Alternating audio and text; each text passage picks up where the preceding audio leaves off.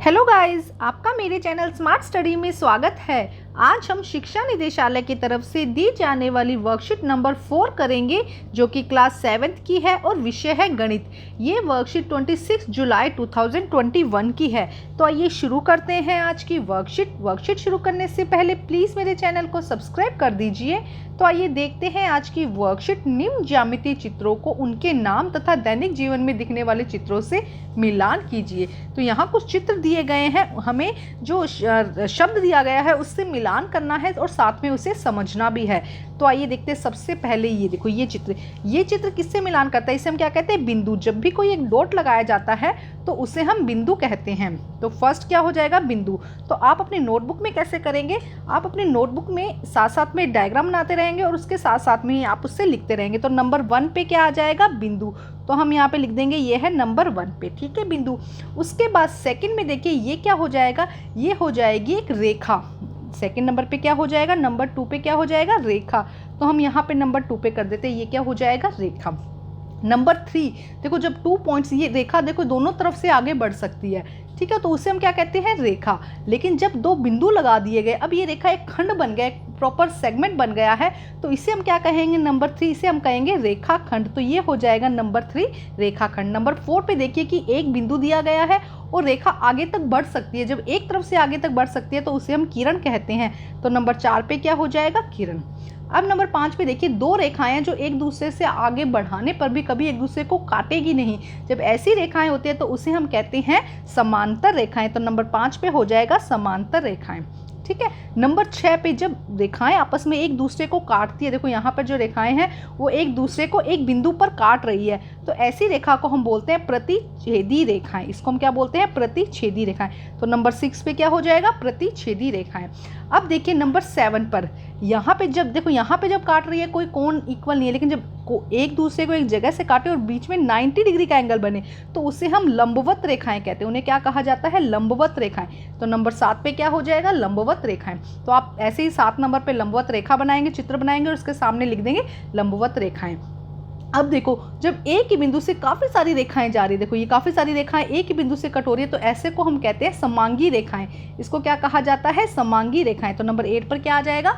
समांगी रेखाएं। और लास्ट में जब एक ही बिंदु के अंदर, रेखा के अंदर कई सारे बिंदु दिए गए, देखो यहाँ पे कई सारे बिंदु दिए गए हैं ना, तो इसे हम कहते हैं संरेखी बिंदु। तो इसे क्या कहा जाता है?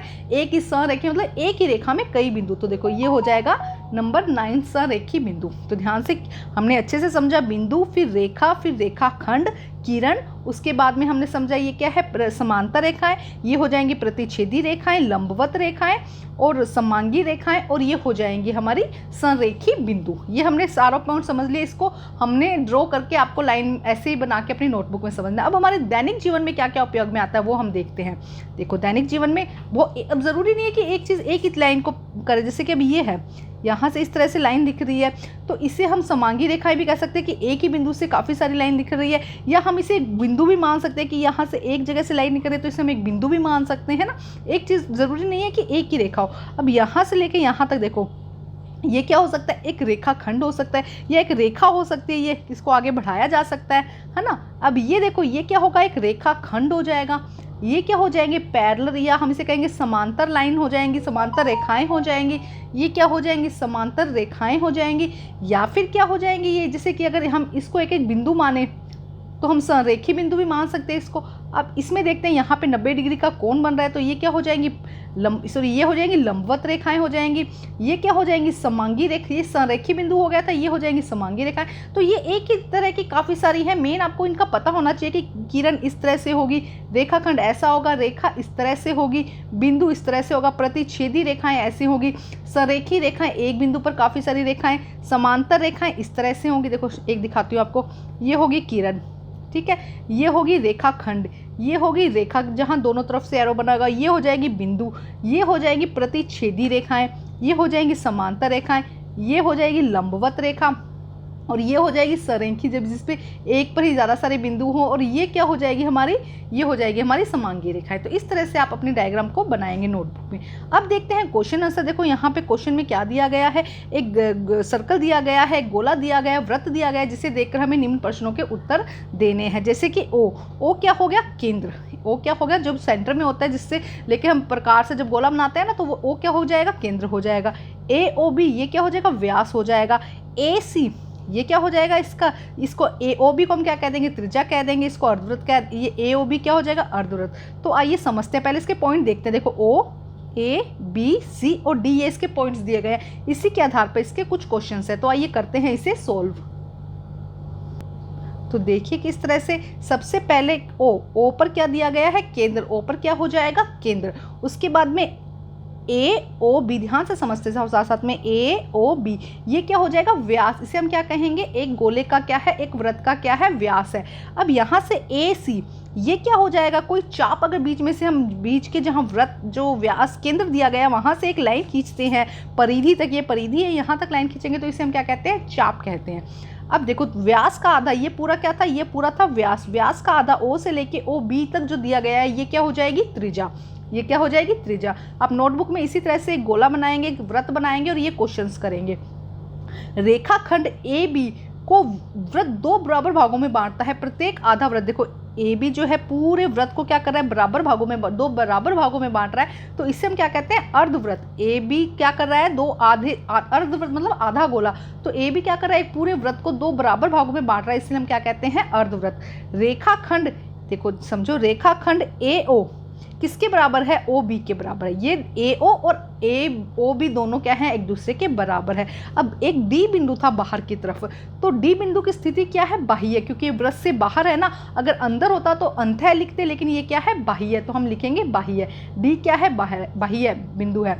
तो ये देखो यहाँ तक आपका ये क्वेश्चन कंप्लीट होता है। अब देखते हैं आगे वर्कशीट में क्या दिया गया है।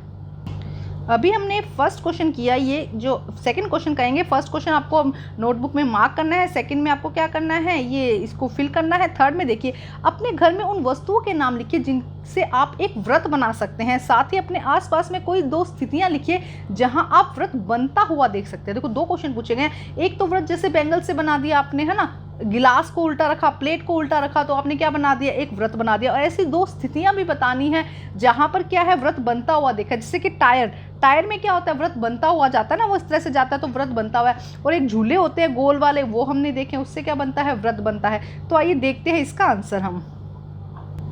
तो देखो क्या हो जाएगा इसका आंसर, कटोरी, गिलास, चूड़ियाँ, प्लेट, इन सब कुछ देखोगे तो क्या होगा, इनको अगर रखकर बनाओगे तो शेप कैसी बनेगी, एक वृत्त के जैसी शेप बनेगी।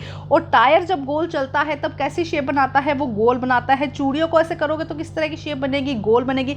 और गोल जो घूमने वाला झूला होता है वो कैसी शेप बनाता है, इस तरह का जो झूला होता है वो कैसी शेप बनाता है, गोल शेप बनाता है। तो इसमें ये आंसर है, आप थोड़ा और क्रिएटिविटी सोचिएगा, कुछ और नए आंसर इसमें ढूंढने की कोशिश कीजिएगा। तो जो आज की वर्कशीट है वो कंप्लीट होती है। वर्कशीट को कंप्लीट करके अपने टीचर को ज़रूर दिखाइए। और आपके लिए हर वीक की वर्कशीट की प्लेलिस्ट बन रही है। अगर आपको ढूंढने में दिक्कत आ रही है वर्कशीट को, तो उसके लिए आपको प्लेलिस्ट बना दी गई है, आप वहां से भी देख लीजिए। तो आज की वर्कशीट को कंप्लीट करके अपने टीचर से चेक करवाइए और प्लीज़ मेरे चैनल को लाइक कीजिए, सब्सक्राइब कीजिए और शेयर कीजिए। Thank you.